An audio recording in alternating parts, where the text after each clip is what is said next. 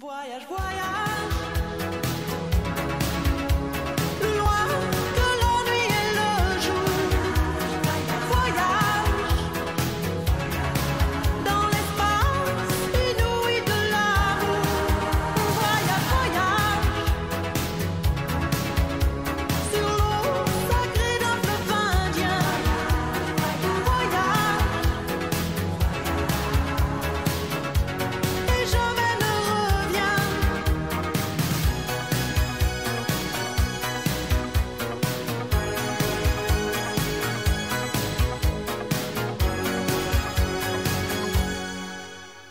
Sur le Gange ou l'Amazone, chez les Blacks, chez les Sikhs, chez les Jaunes. Voyage, voyage, dans tout le royaume. Sur les dunes du Sahara, des îles Fidji au Fujiyama. Voyage, voyage, ne t'arrête pas. Au-dessus des barbelés, des cœurs bombardés, regarde l'océan. Voyage, voyage, loin que l'ennui et le jour. Voyage, dans l'espace inouï de l'amour. Voyage, voyage,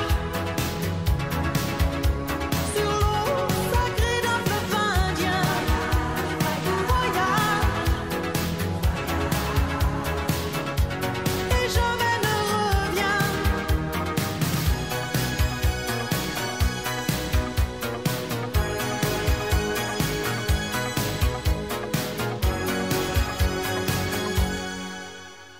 Sur le Gange ou l'Amazone, chez les Blacks, chez les Sikhs, chez les Jaunes.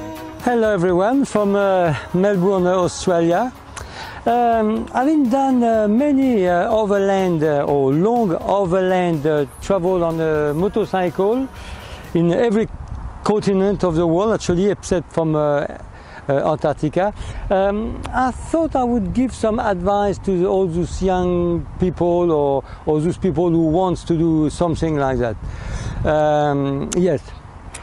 My first recommendation, when you're going to buy the bike, get a small bike.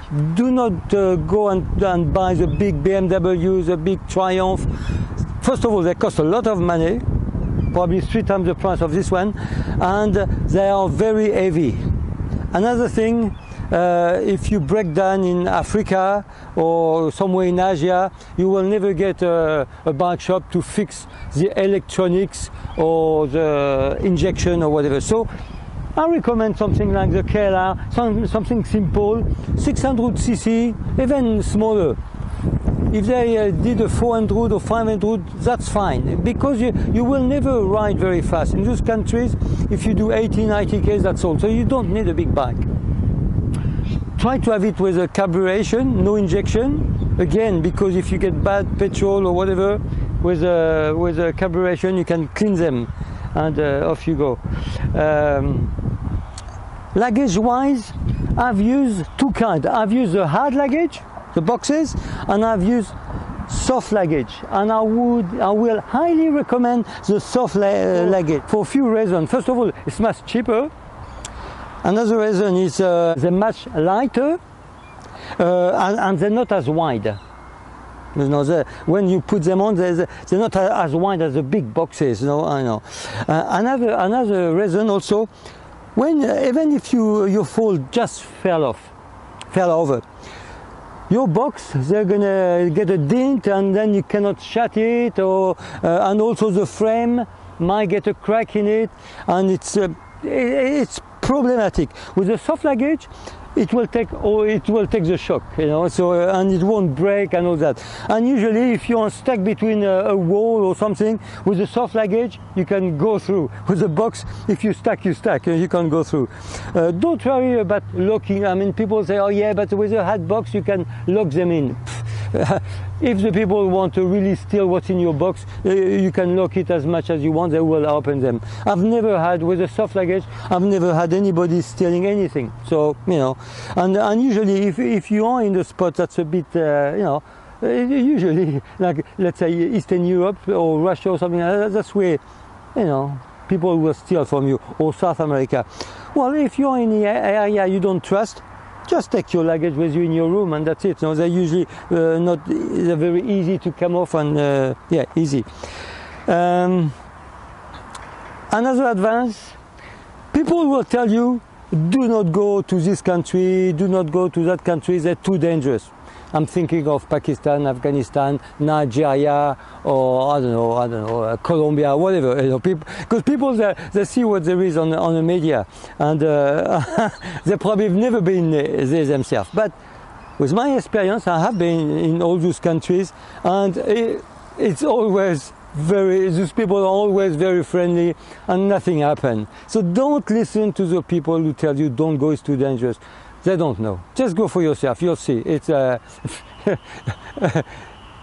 you won't be disappointed. I can recommend. Another thing, which must be a lot of people forget about it, but I've always used it. You know, a bank cover. So when you stop, whether it's in a hotel or outside the hotel, you cover your bike. So out of sight, and hardly anybody will lift the cover to see what's underneath. If the bike is sitting like that, you know, the kids, they will sit on it and they play with all the buttons and all that. In some other countries, the poor countries, maybe they will steal your mirror. If it's covered, nobody will touch it. That's a good thing. Border crossing.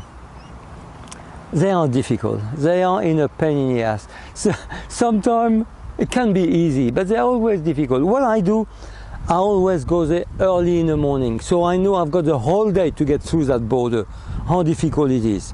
So I'm not in a hurry. Plus in the morning, you are fresh, you have had a good night's sleep, so you're not going to get upset. You know, if you arrive there at 4 o'clock in the afternoon, you're tired because you've been riding all day, and you want to go through, so you might be irritable, you know. And once with this guy, with the official, if you start to argue with them, that's it. They will make your life difficult. So go early in the morning, take your time, it will be smooth. That's another advance. Money-wise, I mean, people ask me, you know, how much does it cost, you know, to be traveling for 8 months and all that, you know, how much does it cost, you know? Well, really, you will spend more money before you go. I mean, because you will have to buy the bike, you have to buy all the equipment, probably some visas and all that. That's where most of your budget goes. Once you're on the road, you know, $10 a day for food. Hotels, you get cheap hotel for $10, $15. You know, obviously not in Europe, but when you in Africa or Asia or South America, hotels are very cheap. And petrol, you know, if you $20 of petrol, you know, so really $50 a day. You know, for food, petrol, and accommodation, not much more. So you add it up, you know. So it's not that much. It's not. Usually people say, "Wow, it's going to be so expensive." You know, it's not that much. Another thing that you really have to be careful. It's every day when you go onto your motorbike, your life is in danger. I'm sure you know that. But it's worse when you are in those countries like India, for example. You know. Anything can happen any minute because the people they drive differently like we do, you know, so you got to get used to it. So every time you are riding your motorcycle, never forget, even when it's late in the afternoon, you want to get to your hotel, never forget that you have to be careful, always. I've met so many people or heard of so many people having accident and destroy their trip, you know, because you break an arm, you whatever, ribs or whatever, and that can be dramatic, you know. So yeah, always take care. You've got time, you've got months in front of you, so go slowly, take time, you know. If you're tired, just don't ride, you know. Yeah. Well, when I started riding overland, my first big trip was in the 90s, the 90s, before internet and GPS and all that, you know. So I rode from Melbourne, Australia to Paris, you know. So that took me about 8 months. 8 months. Yeah, I had a Yamaha Tenere for that trip.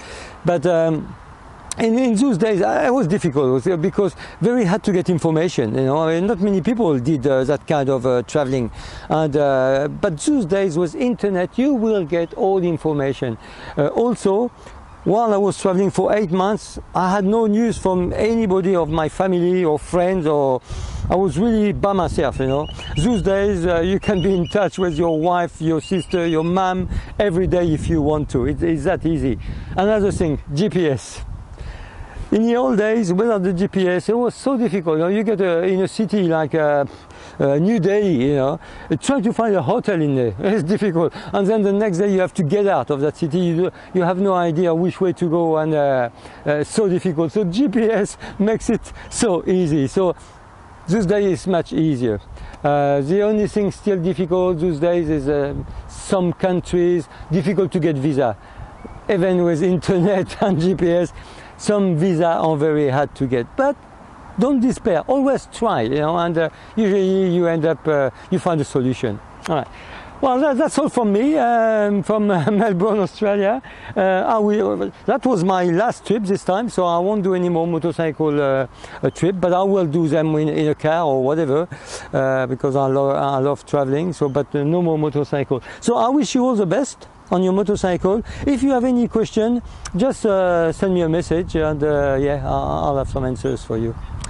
Cheers. Bye.